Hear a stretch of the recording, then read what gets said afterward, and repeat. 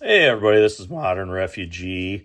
I had a longtime subscriber and a friend ask me a question basically revolving around prepper shopping.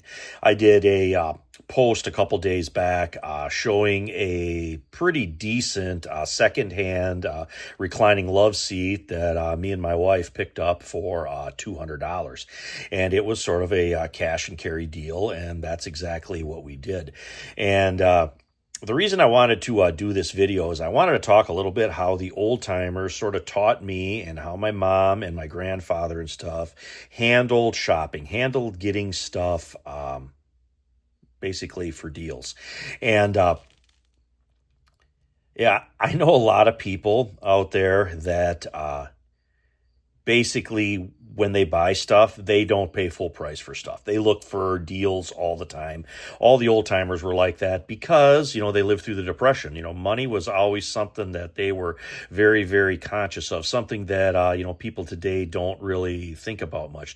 The old timers were never afraid to ask for a better price on things. And I myself, if I'm broke, I basically carry a $50 bill folded up and put in my wallet specifically for deals that might come up.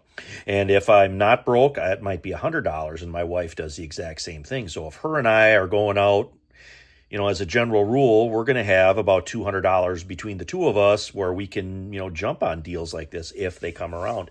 And my mother did the same thing. She always had a $20 bill tucked away somewhere where she could grab a deal on stuff. And there's basically an endless list of places where you can look for deals on things. Thrift stores. I did a video on thrift stores, several years back. I'll put a link in the description if you guys have never seen that one, kind of how to go through things in these places and find deals and then find, little hidden deals that you might not even know about. But thrift stores, garage sales, yard sales, estate sales, auctions were a huge one when I was a kid.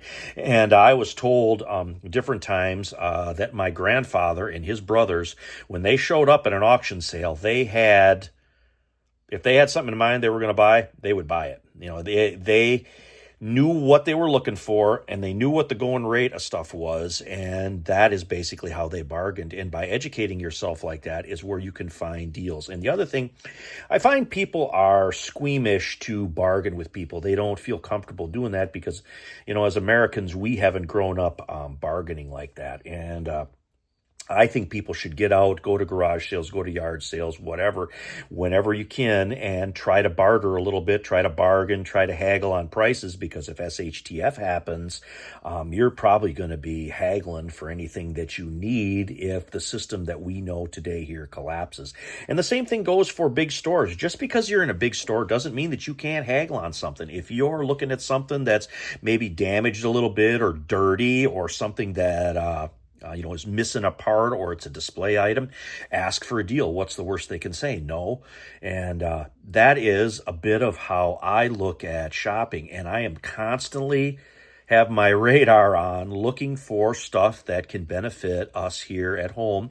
Just like that piece of furniture, we can look for things that could be helpful for our children if they move out, stuff like cookware, cast iron cookware. And like for me, it'll be Crocs or I don't look for all antiques, but I look for antiques that could be practical for me.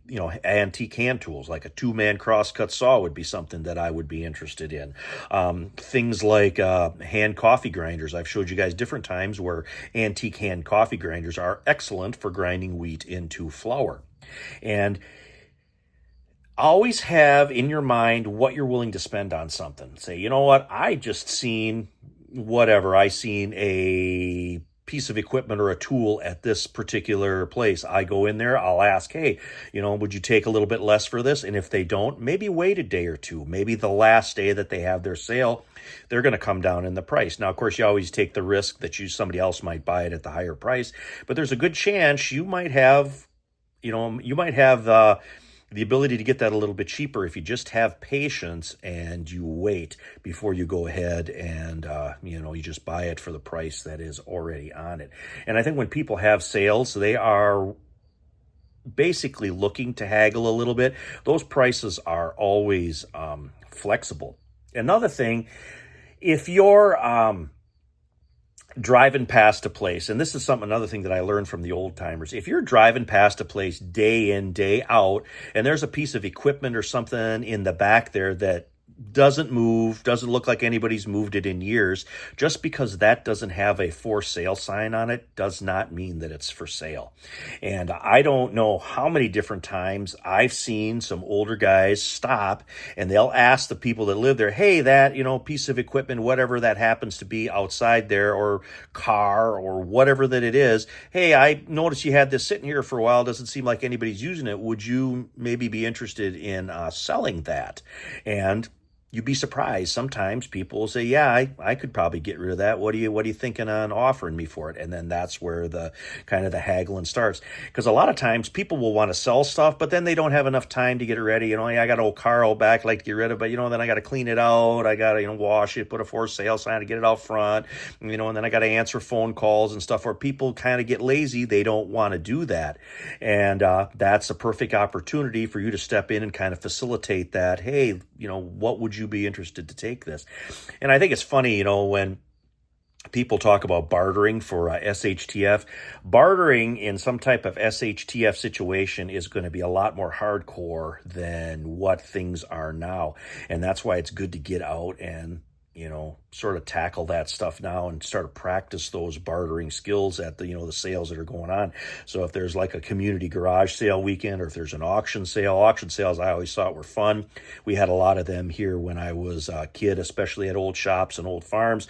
You'd have a chance to look at everything before the bidding started. You look it over. There were certain things you were interested in, and then you would make the bids on that stuff. And a lot of the old tools and stuff that I have here that didn't come from my parents came from them auction sales when I was in my 20s and 30s. But anyway, I just wanted to share some of these different shopping techniques, prepper shopping tips, stuff that I learned from the old timers growing up. But anyway, this is Modern Refugee. Appreciate all my subscribers out there. Hope you guys always get some information and some entertainment out of my videos, and you guys have a good one.